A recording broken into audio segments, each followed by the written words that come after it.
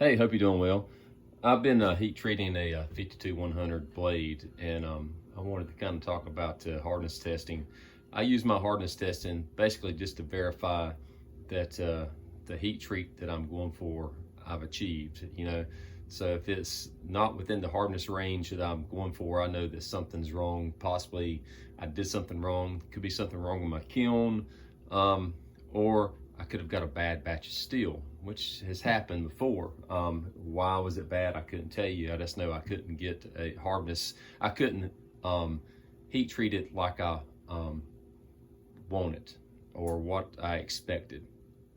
And so in front of you, you can see my hardness tester. But I also have a set of hardness testing files. And hardness testing files, they're not actually precise. They're definitely not as precise as a hardness tester, but it kind of lets you know if you're in the ballpark. And I do use hardness testing files some just as a kind of a sanity check.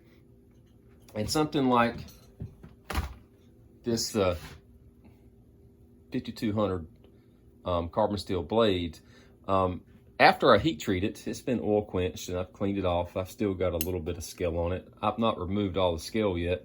You can see where I've started back here on the tang, removing the decarb. If I heat treat it like it, not heat treat it, if I hardness test it like it is, I'm gonna get a false reading because it's got a soft layer of decarb on top and I have to remove all that.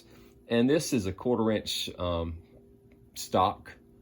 And once I remove all that, I don't know how many thousandths I'll remove, but once I get it removed, I'll be able to hardness test the knife like it needs to be. But just for a quick, again, like sanity check, am I doing everything correctly? I've got just a hand file. I've got the knife. And just to kind of show you, oops, let's move this down a little bit. You can hear it biting. So I can continue biting into this and you'll hear it change in a minute. There. You hear the sound change? So I have removed the decarb on the edge there. And so now I'm down to hardened steel. And I don't know, again, how many thousandths that I just removed. But what I can do, I can grab these hardness files, and I'll start with the 55. And with the 55, you hear it skating across.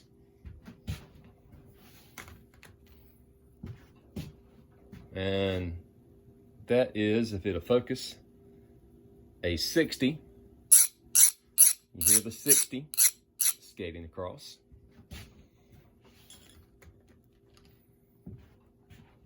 And now I'm gonna grab the 65. And you can hear the 65 biting a little bit. Now, I was shooting for around 62, 63 HRC with this. And I would say the way this is biting, I'm definitely in that ballpark. And I won't know for sure until I remove that top layer. And watch as I scratch this. You can see how easily that scratches. That's that decarb. So once I remove that decarb, then I can use my hardness tester. But a lot of people will sit there and they'll heat treat a carbon steel knife and they'll run a file across it and go, oh, that's soft, something's wrong. Well, you have to get below that layer, whatever that thickness of layer is there, to actually get to hardened steel. Now, if you don't get to hardened steel, then yes, something's wrong. But if you don't have a hardness tester, you can actually use something like this. This kind of gets you in the ballpark. Again, just a rough estimate, I'm in that 62, 63 HRC like I am supposed to be. And again, once I use my hardness tester, I'll know for sure. So hopefully that's beneficial for somebody. Take care. I misspoke. The knife steel is a 1/8 of an inch stock, not 1/4 of an inch stock. And I use the hardness tester just to verify the heat treating protocol that I'm using. It's not the end all be all of knife making.